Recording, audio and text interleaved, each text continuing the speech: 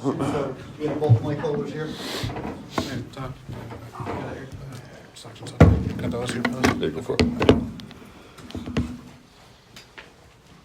Chris, go ahead. I've been wondering about the feeling of seeing the reveal, seeing the 3 seed rather than maybe a 2 seed, and looking ahead when you kind of analyze the bracket. Do you like the draw that you guys got? Yeah, I mean, I think we knew, the 3 seed with how Purdue was playing, and then winning it, we kind of knew how that was gonna, bump us down to a 3. But I think either way, we were excited about 2 or 3. But I think we like our side of the bracket. Seeing possibly Duke again, UConn again, and possibly Ohio State, and I think we like our draw. North Dakota State's a good team. They make a lot of shots, so it'll be a good matchup. But I think a good region for us. Did you done some prep on them already? No, we just did more of a logistics prep and stuff like that. But I've kind of seen them play here and there around the year. Lindsay? Okay.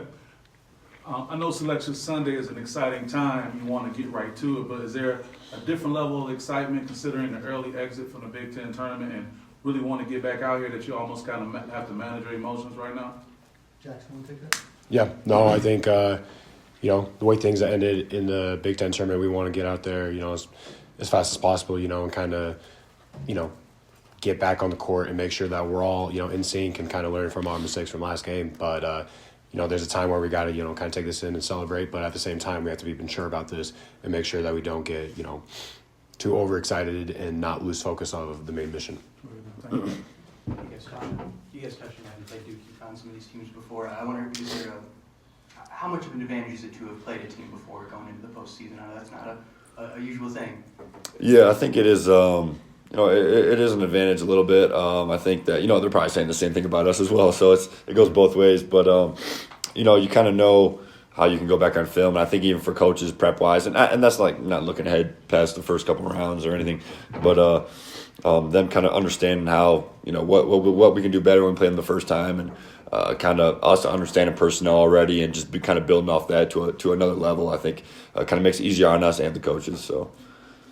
Yeah, and to add to that, honestly, it kind of gives you, like UConn, for example, we played them, preseason, and we hadn't quite figured out, all of our things yet, but who wouldn't love to get a chance to, go against teams that you didn't win against before, and who wouldn't want that chance?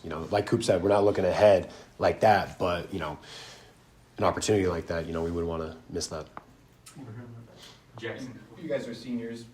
You remember doing this as freshmen. Obviously, what does it feel like knowing this is the last time, and like you guys talked about, one more loss and that's the season? You know what?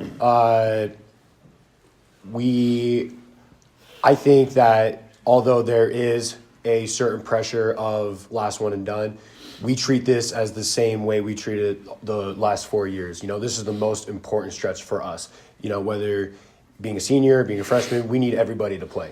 And although there is a pressure, like this is the last one for us, it, can kind of get you a little bit. But at the same time, we're excited on, where we're at. And, we'll be excited to, get back on the court. And, although we didn't do great in the Big Ten tournament, we figured out what we didn't do right. And we'll be excited to, get back out there and kind of prove ourselves.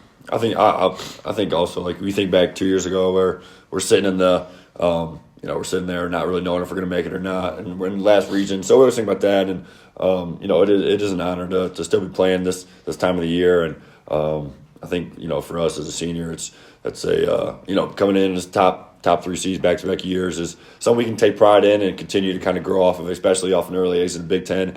Kind of understand how we can bounce back from that and kind of use that as a learning experience as a positive for us, and having an extra day or two of rest and understand how that's going to help us kind of catapult into where we're going to play our best basketball.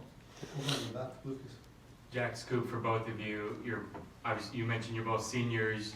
What are you most looking forward to with giving it one more go in March? I think for me it's just I think both of us are playing our best basketball, so it's understanding how we can impact winning, how we can impact it now at the highest stage. During the year, I think we've kind of showed our highs and lows, and now we can really kind of unleash our full potential, our team's full potential, and hopefully play flawless basketball. So yeah, and like Coop said, we're playing our best basketball. We had some highs and lows, but also this is the time where we have to show the new guys and the young guys what this is like. And I remember being a freshman and sophomore going into this tournament being, really nervous and having all that pressure. But I think it's really important that we, kind of slow this down for the young guys so that as the next years go by, when we're not there with them, they can be comfortable going into the years, ahead of them, or the next couple of years they can be, comfortable and not super pressured because we were there to kind of help them through this because we're obviously want to keep, Izzo's streak going. And we have to be, that's part of our jobs as captains is making sure that we can, hold everybody, the entire team to the standards that we have to play up. Down here, Jack. For either of you guys here, kind of off your answer there, Jackson, with that question, what is one thing you guys wish that you would have known playing in your first March Madness for maybe any of the new guys, whether it's transfers or first years, on this Michigan State group? What's one thing you guys wish you would have known before you guys went off for your first time?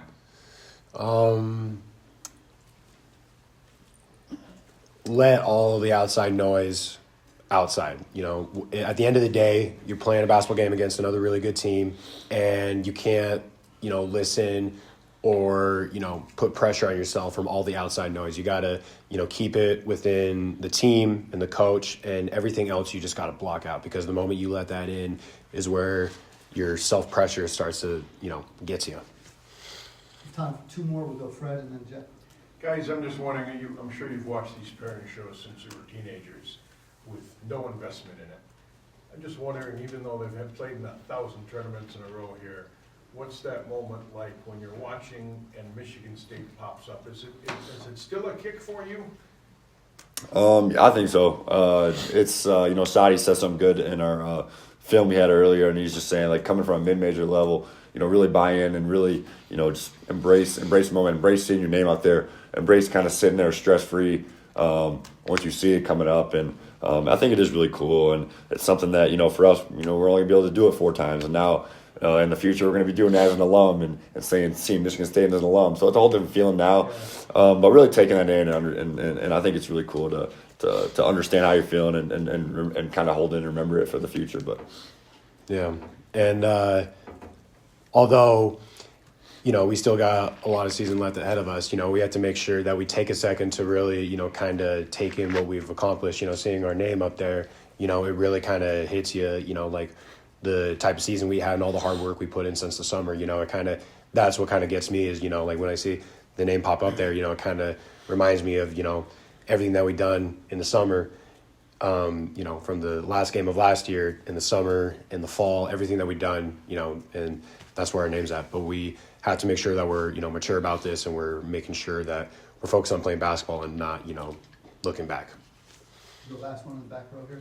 I'm just curious, looking back at the Big Ten tournament, what was the biggest thing you guys learned or problem identified?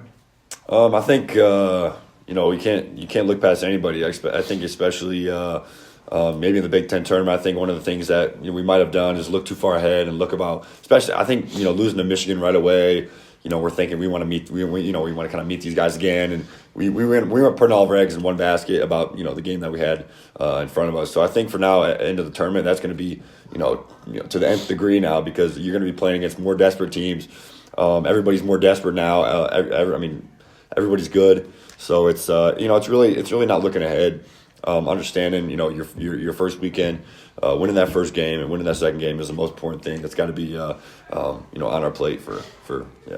Yeah, and I completely agree with Coop. And another thing that I feel like we learned is that we have to make sure that we really understand the sense of urgency from the other team. Because if we underestimate that in any way, they can get the jump on us, and we have to make sure that when we enter the building, that the other team can sense that we want more than them. And I think with UCLA, it's like Coop said, our minds weren't necessarily in that game, and we might have been looking too far ahead or, thinking about, down the road instead of being in that game that night. Awesome. Thanks, guys. Thanks. Thank you. Good luck.